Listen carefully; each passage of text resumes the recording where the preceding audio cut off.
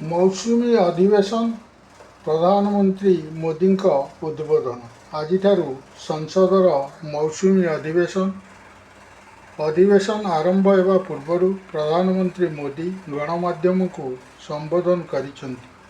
अधिवेशन समय से देशर युवपीढ़ी वैज्ञानिक और आर्थिक प्रगति को प्रशंसा करते। से कहते विश्व संकट सत्वे भारतर अभिवृद्धि हार 7.7% रही।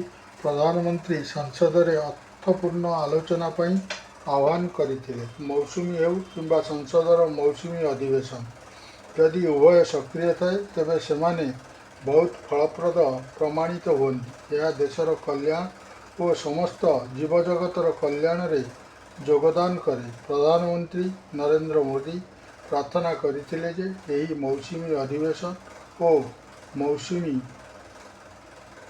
उभय देशर उज्ज्वल भविष्य फलप्रद है।